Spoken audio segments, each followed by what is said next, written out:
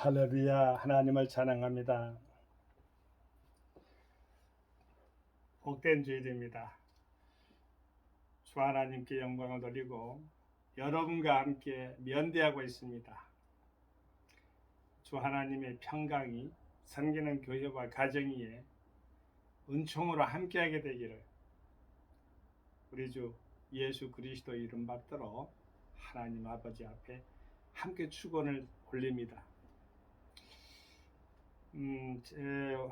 이태원 헬로윈 이태원 그 압사 참사로 인해서 온 국민이 좀 애타해하고 마음이 아파하고 전 국민의 트라우마 속에서도 이 나라 이 민족을 하나님은 눈동자처럼 보호해 주실 줄로 믿는 이 종은 더욱더 굳건하게 더 안전하게 될 것으로 믿고요. 압사 참사당하신 우리 귀한 영혼들, 가족들 함께하는 그러한 형제 자매들의 슬픔도 함께 위로하며 함께합니다. 진정 위로는 인간의 사람의 속에서는 일어나지 않습니다. 참된 위로는 성령 하나님의 터치하심, 만져주심이 필요할 것입니다. 그러게 되기를 소망합니다. 에레미야가 3장에서 3장 35절에서 36절 말씀을 근거로 인해서 하나님 말씀으로의 대화 이어가도록 하겠습니다. 봉독이 올리겠습니다. 지극히 높으신 자의 얼굴 앞에서 사람의 재판을 굽게 하는 것과 사람의 송사를 억울케 하는 것은 다 주의 기쁘게 보시는 것이 아니로다. 오늘 본문 말씀은 1차적으로 유대인에게 하는 거예요. 이스라엘 사람에게. 영적인 이스라엘인 크리스찬에게 하는 말이에요. 그리고 그 현장 역사성으로 보면은 유대 바벨론으로 이렇게 유대인들이 이스라엘 사람이라 하죠. 통상 남북 그런 시대가 거기도 있었어요. 북이스라엘 남유다 그러니까 전체적으로 이스라엘로 부르니까 이스라엘이라는 그 나라 이스라엘 사회 보면 그렇다는 거죠. 바벨론으로 끌려가는데 이 바벨론 지도자들에게도 하는 말이에요. 뭔 말이냐면은 하나님을 기쁘시게 하는 것을 알라는 것이에요. 무엇을? 우리에게는 또 어떠한 교훈을 주는 것인가에 대해서 더욱더 이렇게 심도 있게 내 안으로 끌어당기면서 적용하는 신앙 크리스찬들이 성육신화되는 그러한 신앙생활이라고 볼 수가 있겠습니다. 말씀의 성육신화를 말하는 겁니다. 지극히 높으신 자가 누구예요? 지극히 높으신 자의 얼굴, 하나님의 얼굴이죠. 하나님이시라는 것이죠. 심판주 되시는 여호와 하나님을 말하는 겁니다. 이 세상에 어떠한 것도 심판주는 모형이어다. 심판에 있어서 심판주는 모형이 아니라 심판하는 것들은 모형이에요. 심판주는 본질은 하나, 하나님뿐이 없어요. 주 하나님의 역사를 심판하는 것 주 하나님에는 없어요. 그러면은 법원에 가서 이렇게 판결하고 이렇게 하는데 다 그것도 다 모형이라는 거죠. 판사나 검사나 온거나 피고나 방청객 다 있잖아요. 감옥에 가는 건 정말로 안타까워요. 그 칙칙하고 또 철커덩하는 그러한 소리들 우리가 여러분 경험하게 말기를 바랍니다. 뭐 이렇게 TV 방이나 이런 게 보면 그러잖아요. 갇혀 있는 사람들 부자연스럽고 가두는 사람이나 갇힌 사람이나 그렇다는 거죠. 이 세상은 그래요. 지극히 높으신 자의 얼굴 앞에서 신전, 면전, 하나님 앞에서 그 말이죠.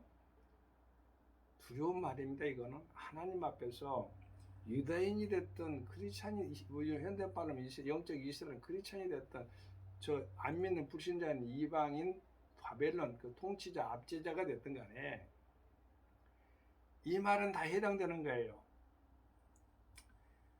여러분도 잘 아는 우리나라에도 정권들이 많이 바꿔요. 항상 보면은 공의롭게 정직하게 뭐 공정과 무슨 상식 이렇게 뭐 진리 이렇게 하면서 말이죠. 뭐 무슨 당도 이름도 정의당 이렇게 해가면서 말 당도 그러잖아요. 바르게 세운다는 거예요. 민주하면서 말 세워가면서. 그런데 그들이 다 잘 되기를 바랍니다. 잘 되기를 바라는데 이 공정이란 말을 제가 사전에 지금 사전을 제가 준비했어요. 한번 볼게요. 제가 이 사전은요. 이 사전이 두껍죠. 이 사전을 매 해마다 한 번씩 제가 한 번씩 읽습니다. 우리말 사전이요. 국어 대사전이에요.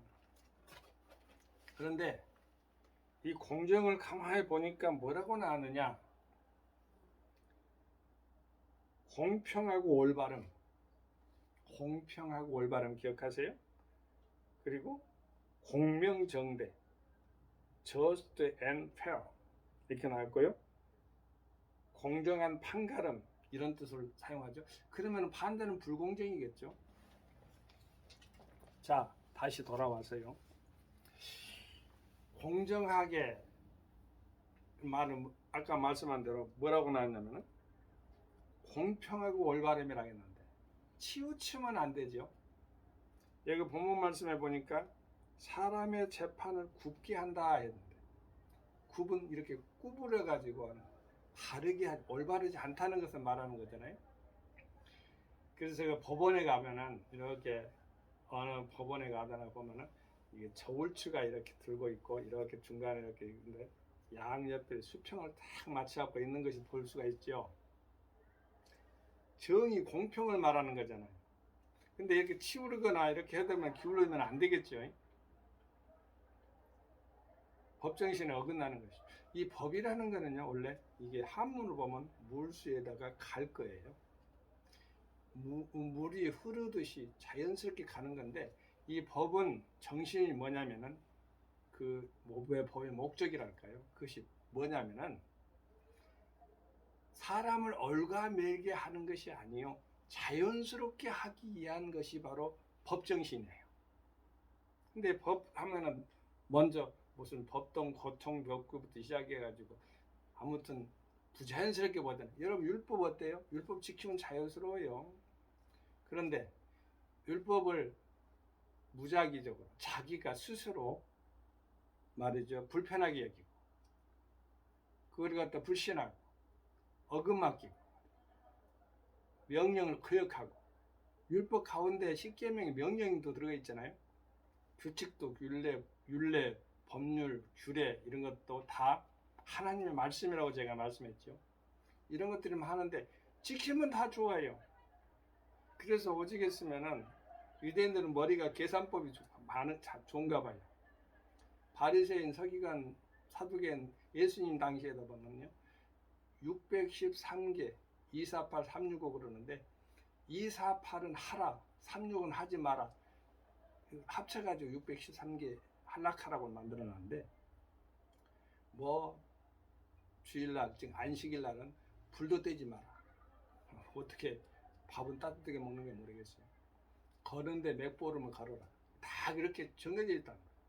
무엇을 먹어라, 무엇은 먹지 마라. 돼지 뭐 이렇게 뭐 있잖아요. 색임질을 못하는 거. 손은 해 먹냐? 소금질, 색임질도 하고 발굽이 이렇게 갈라졌잖아요. 그런 것들 다 상세하게 기록되는 것이 바로 할락하여 나쁜 것이냐 좋은 거예요. 지키면 다 아름답고 우리 건강에 다 위생상 다 좋은 것들이라고 그렇게 나와 있어요. 그런데 우리가 다 그걸 지킬 수가 있는가요? 못 지켜요. 그래서 죄인이라는 거예요. 100가지가 있는데 99개를 지켜서 한 가지가 잘못하면 그 죄인이에요. 그 인정할 수밖에 없는 거예요. 아니 내가 99개는 했기 때문에.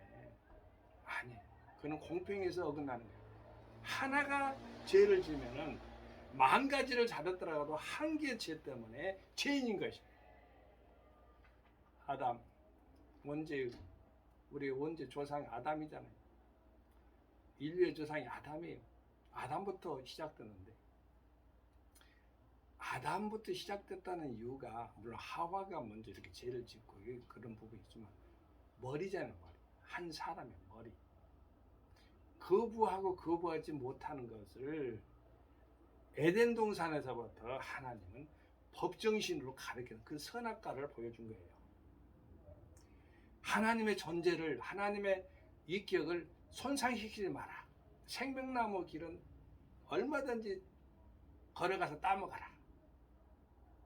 이렇게 열어놓은 거예요. 법은 좋은 거예요. 그래서요. 신호등 잘 지키면 안전하잖아요.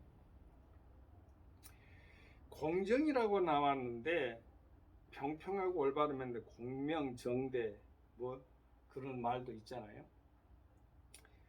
올바른 판가름. 판가름도 잘해야 되죠.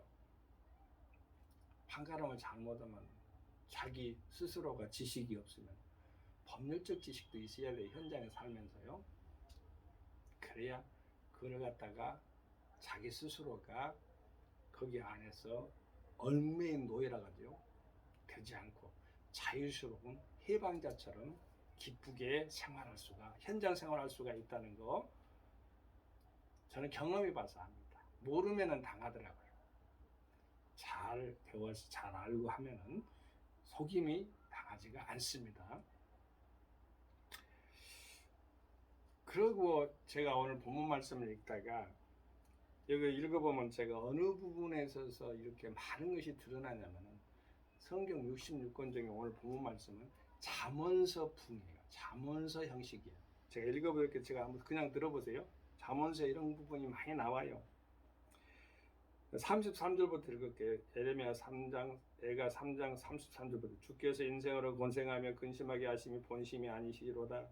세상의 모든 갇힌 자를 발로 밟는 것과 지극히 높으신 자의 얼굴 앞에서 사람의 재판을 굽게 하는 것과 사람의 송사를 억울케 하는 것은 다 주의 기쁘게 보시는 것이 아니로다. 이거 보면 잠언서하고 비슷한, 지혜서하고 비슷한데 지혜서의 저자가 누구예요? 솔로몬인데 이 솔로몬 왕이요. 자기가 왕이면서도 교만하면 안 된다. 사람이 보기에는 바른 것 같은데 필경은 사망의 길도 있다. 다 솔로몬 잠언에서 나온 것 아니겠어요? 또 가난한 자를 억울하게 하지 말라는 말, 불쌍히 여기라고 하면서 잠언서 19장 17절 말씀에는요. 가난한 자를 불쌍히 여기는 자는 여호와께 꾸이는 것이니라. 이렇게 그 선행을 갚아준다고. 이렇게 솔로몬은 왕이면서도 가난한 자에 대해서 관심을 가졌다는 거죠.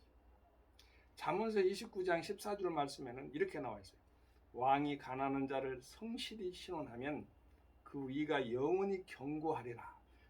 여기서 신원이라는 것은 재판으로 나와요. 재판도 잘해야 돼요. 판단을 잘하라고. 솔로몬 재판 여러분 잘 알죠. 바르게 해서 역사의 길이 남을 그러한 재판이 있었죠. 처음 듣는 분들을 위해서 제가 여기 오늘 제 하나님 말씀으로 대화는 신앙인을 중심으로 해서 이렇게 합니다만 처음 듣는 사람들의 이야기로 있기 때문에 처음 듣는 분들이 있기 때문에 그 말이에요. 처음 듣는 사람들이 이야기를 들을 수도 있기 때문에 제가 풀어서 좀 쓰면요. 솔로몬이 하루는 법정에 섰어요. 그런데 생모하고 가짜 어머니가 등장을 했어요. 아기는 가짜 어머니가 살아있는 아기를 들고 진짜 엄마는 죽은 아기를 들고 한 밤에 방에서 같이 잤는데 아마 가짜 엄마가 진짜 엄마의 아기를 진짜 엄마의 아기와 함께 이렇게 자는 그 과정 속에서 가짜 엄마가 자기 자녀를 아마 눌러서 죽였든지 어쩌든지 아마 숨죽여서 죽였든지 어쨌든 잘못 실수를 해가지고 죽였던가 봐요. 그러니까 상대방에 있는 진짜 생모죠. 생모의 어머니 것을 아기를 도둑질해가지고 자기 자식이냐 젖을 먹이려고. 애기는 모르니까 젖을 먹이고 품 안에 있으니까 뭐라고 말도 못하죠. 난감하겠죠. 진짜 생모는. 그러니까 법정으로 갔어요. 두 사람이 갔는데 생모는 자기 자식을 아니까 내 아기라고 주장했겠죠. 그런데 가짜만 자기가 자기 스스로가 실수를 알고 자기도 아니까 자기 도둑질에 갔으니까 어쨌든 변명을 해야 되는데 억지밖에 없잖아요. 가짜. 그래서 이제 솔로몬 왕궁 앞에서 재판석에 서 있는 솔로몬 왕이 딱 근엄하게 딱 앉아 있고 양차란 두 사람이 아기 하나 들고 있고 죽은 자 들고 있고 그런 사람들 앞에서 갑자기 긴 칼을 가져가 신하한테 가져오라 해가지고 싹 두더니 일 가져오라 하면서 애기를 이렇게 들어오면서 살아있는 아기니까 이거 둘로 반으로 딱 잘라버리자. 그러니까 가짜 엄마는 자기가 안고 있다간 그 살아있는 아기를 가지고 그렇게 해주시오. 진짜 엄마는 가짜 엄마가 하는 말을 반대로 아니요. 이 자식은 내 자식이 아니어도 좋으니까 저쪽 엄마 주시오. 가짜 엄마한테 달라는 소리예요. 그 말 가만히 듣고 있던 솔로몬은 진짜 엄마는 저쪽 지금 죽은 자의 아기를 두고 있는 저 어머니니까 저 어머니에게 이 어린아이를 주어라. 그 이후로 솔로몬의 재판이 성경에 기록되어 있으니까 천하의 지혜의 왕으로 널리 알려졌다는 것 아니겠어요? 그렇게 되기를 바랍니다. 공정과 상식을 외쳤으면 공정과 상식에 맞게 활동하는 것이 바로 남자의 중요한 양심의 덕목이겠죠. 사내 대장부에 지도자들 잘 새겨서 듣게 되길 바랍니다. 지극히 높으신 자의 얼굴 앞에서 사람의 재판을 굽게 해서는 안 됩니다. 바르게 공정하게 남이 다 아는 상식선에서 아까는 공정은 뭐라겠어요? 공평하고 올바름이라 했다면 상식이라는 그 말은 자기 분들이 자기 지도자가 되기 위해서 내세운 캐치프레이즈라고 하잖아요. 공정과 상식. 그러면 상식은 모든 사람들이 다 이해할 수 있도록 커먼센스잖아요. 보편적으로 상식적으로 다 아는 거. 그렇게 되기를 바랍니다. 그런 나라가 되기를 바라고 그런 평화로운 나라가 되기를 바랍니다. 그런 바른 나라, 올바른 나라, 공평한 나라가 되기를 주 예수님 이름 의지하여 하나님께 또한 축원을 드립니다. 두 번째로 하나님을 기쁘시게 하는 것이 뭐냐? 첫 번째는 사람의 재판을 굽게 하는 것이 나쁜 것이라고 하면은 하나님을 기쁘시게 하는 것은 뭐겠어요? 사람의 재판을 바르게 하는 것, 공평하게 상식적으로 하는 것 이런 것이 되겠죠. 두 번째는 사람의 송사를 옳게 하는 것은 다 주의 기쁘시게 보시는 것이 아니로다 했으니까 그의 반대로 주님을 기쁘시게 하는 것은 사람의 송사를 억울게 하는 것을 하지 않는 것,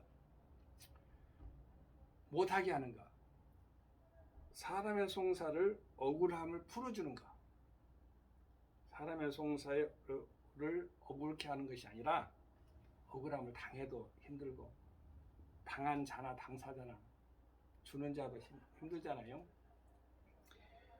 이 억울이라는 것은 누구나 다 있어요. 저도 억울한 것이 많습니다. 살아오면서 지금까지 살아오면서요. 억울한 일이 많아요.